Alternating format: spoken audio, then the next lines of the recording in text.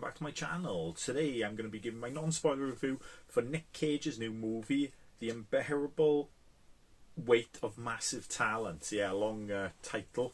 So yeah, this is, you could say this is like a long-awaited return of Nick Cage in a big I wouldn't say big mainstream, but kind of like a mainstream movie, to be honest. He's done a lot lately of kind of straight-to-video type of movies. He has hit a few gems in between that. I think Mandy is one, if you're especially a horror fan, you should watch. It's a really good movie. He's brilliant and crazy. Nick Cage does go batshit crazy in the end in that movie.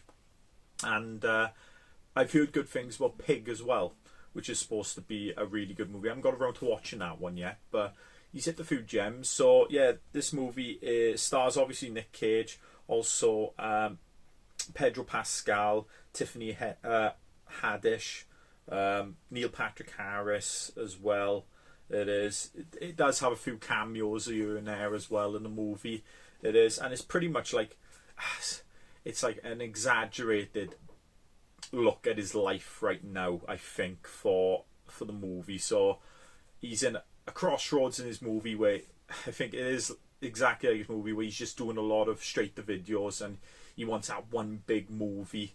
Doesn't get a role, so he accepts an invitation by obviously Pedro Pascal's character to come to one of his parties, birthday. I think it was his birthday party. It was for $1 million. So he does that, and obviously the US government are there. If you've seen the trailer, you kind of know all this anyway.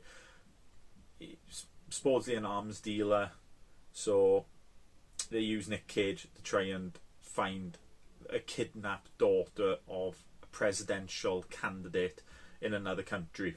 It is, who's supposed to be on the island. So yeah, that's the gist of the story pretty much. It's a very good comedy. I did laugh out loud on a few scenes and all. I don't laugh out loud much on movies these days, especially comedies. I don't find them too funny these days, but this one really did make me laugh. It did. Yeah, kind of like a meta movie.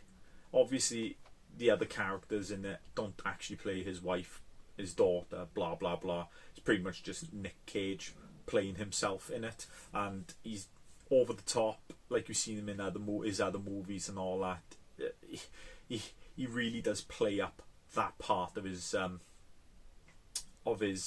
career, the big boy, like big loud character, the over the top acting and that.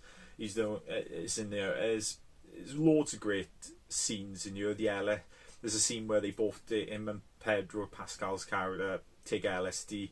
That's a nice little funny moment.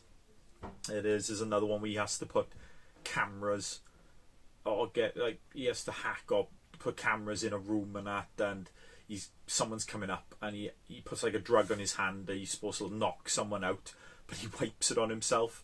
So you get a good scene like that with that. Yeah, it's really good and all that. It's like them ones are probably the best parts of the movie, is when it's him and Pedro Pascal. Them two together are really good. You know, it's a good partnership and all that. They play off each other brilliantly. Like a couple of downfalls of this movie, unfortunately for me, is the side characters don't really have much to do in this movie. Especially you're surprised with Tiffany Haddish and what's the other character? Her partner in it, Ike is Barin Saltz. If I butchered that name, apologies. You don't really see much of them in it. They're in there a bit. They have a couple of funny scenes and all, which you pretty much see most of them in the trailer, unfortunately. It is, but yeah, you don't get a lot of. They're not the best supporting actors, unfortunately. They probably just don't get enough to chew the scene, to be honest. It is with a bit of the script. And some of the story, it's a brisk pace story. I think it's only like an hour and a half long movie, something like that. It is. It's not very long. Kind of jumps scenes and all, so it doesn't exactly explain. It's like one scene that he's like talking to Tiffany Haddish carrying, and then next thing he's implementing the plan. There's like no in between build up to it. It's just bang bang and it's there. But there's a good scene in the movie as well where they talk. They want to make a movie together, him and Pedro Pascal's character, and they kind of outline the movie. Their movie is the outline of this movie completely, so you have a good little laugh about that as well. The director Tom Gomican, who also co-wrote this with Kevin Eaton, does a great job. The scenes, some places they filmed, I'm not too sure exactly where they filmed, but it's absolutely stunning. It's beautiful scenery and that, and they do have a little go at Marvel and all that, being a too big blockbuster CGI and all that. And like I said, I think in my last review with Northman, it's good sometimes not to have so much CGI in a movie. You like to have proper scenery and proper scenes and stuff like that, which this movie has abundance of, to be honest. So, like I said, if you love Nicolaus Cage, and I do love his movie, like his earlier movies, obviously from the 80s, 90s, and probably early 2000s, and that. I haven't seen much of his go straight to DVD stuff and all that. He really does take the mick out of himself in this movie. He does. I think he knows exactly what he's like, and yeah, they play this up to 11 in this movie. They do.